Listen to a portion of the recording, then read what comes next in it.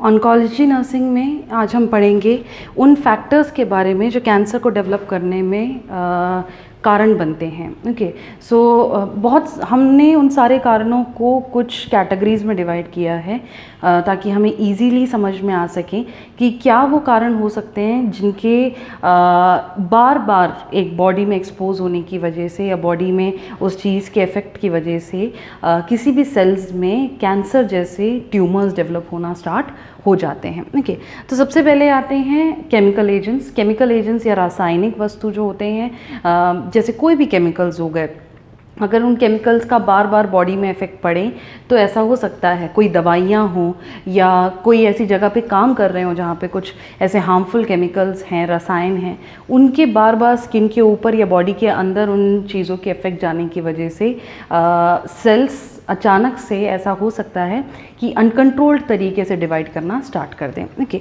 सो ये chemical agents हो गए। नेक्स्ट है फिजिकल एजेंट्स। फिजिकल एजेंट्स जैसे सूर्य की रोशनी जो होती है उसमें यूवी रेज जो होते हैं, इंफ्रारेड रेडिएशंस जो होती हैं, इनके अलावा कुछ मशीन्स में से निकलने वाले रेडिएशंस, ये सारे जो रेडिएशंस होते हैं, टेम्परेचर होते हैं, ये जो कारण हैं इनको हम फिजिकल एजेंट्स कहते हैं।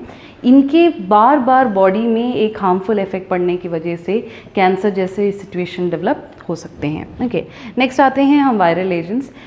किसी भी माइक्रो ऑर्गेनिज्म की वजह से कोई इन्फेक्शन हो सकता है जो बार बार हो या जिसके अच्छे से ट्रीट ना होने पर वो कैंसर में डेवलप हो सकते हैं। लेकिन यहाँ पे हमने स्पेशली वायरल एजेंट्स या वायरस के बारे में बोला है क्योंकि वायरस जो है वो बहुत डीप सेल्स में एंटर कर जाते हैं और फिर जो सेल का डीएनए होता है उसके साथ चिपक कर वो डिवाइड होना स्टार्ट हो जाते हैं और इस वजह से वायरस एक बहुत बड़ा रीज़न हो सकता है जिसकी वजह से कैंसर डेवलप हो जाए। ओके, नेक्स्ट है हेरिडिटरी फैक्टर।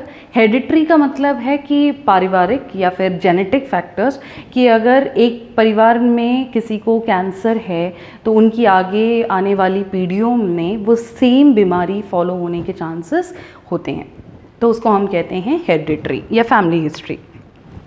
नेक्स्ट है डाइटरी फैक्टर्स। डाइटरी फैक्टर्स का मतलब है कि खाने पीने की जो वस्तुएं होती हैं, पदार्थ होते हैं, उनकी वजह से होने वाले कैंसर सिचुएशंस। तो बहुत ज़्यादा ऐसा पदार्थ खाना जैसे मैदा हो गया या फिर ऐसी चीज़ें जो ठीक से डाइजेस्ट नहीं होती हैं बॉडी में, या फिर हम देखते हैं कि कुछ ऐसे खाने के डिशेस होते हैं जिसमें कुछ केमिकल्स ऐड किए जाते हैं टेस्ट या कलर को बढ़ाने के लिए या स्मेल को बढ़ाने के लिए, तो वो जो केमिकल्स होते हैं वो चीज़ें भी उस खाने को क्या कर देती हैं, कैंसर कॉज करने वाली एजेंट में बदल सकते हैं। ओके, ठीक से डाइजेशन ना होना बॉडी में, ऐसे पदार्थों का यूज़ करना जिससे डाइजेशन ना हो या बॉडी में चेंजेस आने लगें, तो वो सारी जो चीज़ें हैं वो डाइटरी फैक्टर्स में आते हैं। ओके, नेक्स्ट आते हैं एज रिलेटेड फैक्टर्स में। एज रिलेटेड फैक्टर्स का मतलब है कि कुछ जैसे नॉर्मल अडल्टहुड में ऐसा होता है कि सेल्स ख़राब हो जाते हैं या सेल्स का एक टाइम पीरियड होता है, उसके बाद वो सेल्स की डेथ हो जाती है और नए सेल्स बनना शुरू हो जाते हैं। ओके, एज के साथ साथ ये जो प्रक्रिया है वो स्लो होने लगती है, जो बैलेंस है बॉडी पर या सेल के डिवीजन पे वो भी कमज़ोर होने लगता है और उस वक्त ऐसा हो सकता है कि सेल्स ठीक से डिवाइड ना हो पाएँ या सेल्स अपने टाइम के बाद डेथ ना हो और वो फिर अब नॉर्मल सेल्स में डेवलप होना स्टार्ट हो जाएं। तो काफ़ी कंडीशंस में हम देखते हैं कि कुछ कैंसर्स हम पढ़ेंगे जो स्पेशली लोगों को ज़्यादातर होता है 50 वर्ष की आयु के बाद या 60 वर्ष की आयु के बाद। तो इसका मतलब है कि एज भी एक बहुत बड़ा फैक्टर है कि एक पर्टिकुलर एज के बाद भी रिस्क बहुत ज़्यादा होता है कैंसर डेवलप होने के। ओके, नेक्स्ट है हार्मोनल।